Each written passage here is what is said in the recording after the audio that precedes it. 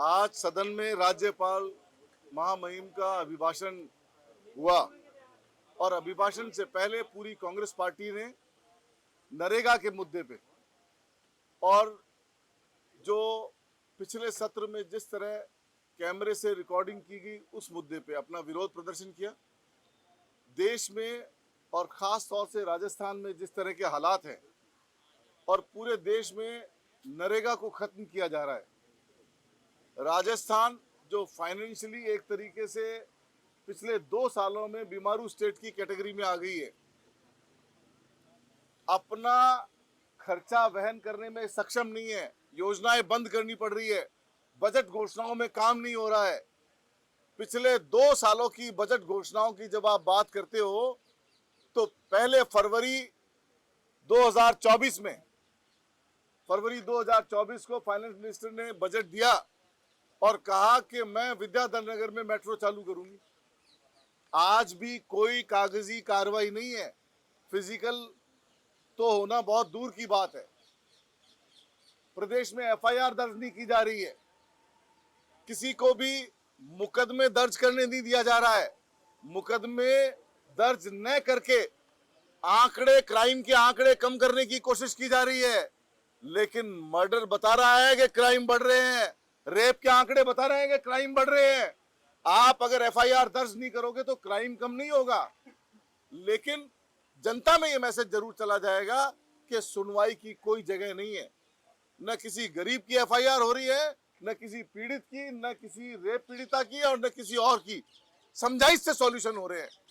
तो ऐसे हालात में नरेगा जैसी स्कीम और फिर एसआईआर का एक बहुत बड़ा मुद्दा, मैं सवाल करना चाहता हूं कि जब एसआईआर के अंदर 15-15 हजार फार्म एक एक विधानसभा में आ गए और बीएलओ द्वारा यह कह दिया गया कि ये फार्म जिनके साइन से आए हैं वो साइन फर्जी हैं, फर्जी साइनों से आए हैं, तो इलेक्शन कमीशन के ऊपर सवाल खड़े होते हैं कि कैसे तो वो फार्म जमा हुए, कहां जमा किए, किसने जमा किए, किसने सुपरवाइजर को दिए और सुपरवाइजर ने कैसे बीएलओ को बिना रिसीप्ट के बीएलओ को दिए। कुछ फार्म जब वापस किए हैं बीएलओ ने और सुपरवाइजर्स ने तो राइटिंग में जवाब लिखा है कि ये फार्म आए हैं, लेकिन राइटिंग में बीएलओ ने तो लिखा, बीएलओ और सुपरवाइजर ने, लेकिन रिसीव किसने किया ये बड़ा प्रश्न चिन्ह है। तो इस तरीके से पूरे प्रदेश के अंदर हाहाकार मचा हुआ है और मनरेगा को बोल करके आज हमने अपनी आवाज विधानसभा के बाहर उठाई।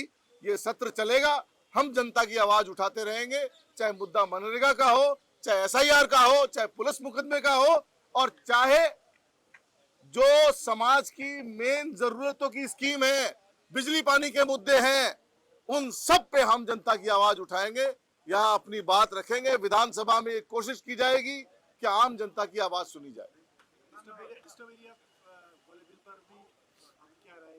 डिस्टर्ब एरिया की बात तो आ रही है, लेकिन बिल का प्रारूप सामने नहीं आ रहा है। बिल का प्रारूप आएगा सामने। डिस्टर्ब कि क्यों किसी को डिस्टर्ब एरिया बनाना चाहते हैं? कहां डिस्टर्बेंस हो रहा है राजस्थान में? कौन डिस्टर्बेंस कर रहा है? अरे जो डिस्टर्बेंस कर रहा है उसको डालो अंदर, कौन मना कर रहा है? तुम्हारी सरकार है, इसके लिए कानून की कहां जरूरत है? पिछले 35 सालों में 3 प्रकांड मुख्यमंत्री रहे राजस्थान के अंदर, भैरव सिंह शेखावत जी, अशोक गहलोत जी और वसुंधरा राजे जी। उनको जरूरत नहीं पड़ी ऐसे कानून की। इसका मतलब इनको ऐसे क्या कानून की जरूरत पड़ रही है? क्या कमजोर सीएम है, उनका मुकाबले में खड़े नहीं हो सकते, एक्शन नहीं ले सकते? डिस्टर्ब एरिया एक्ट के कानून की जरूरत क्यों है? संविधान में सब कुछ है, कॉन्स्टिट्यूशन में सारा कुछ है, सब चीजों की गुंजाइश है, अलग बिल लाने की जरूरत क्या है?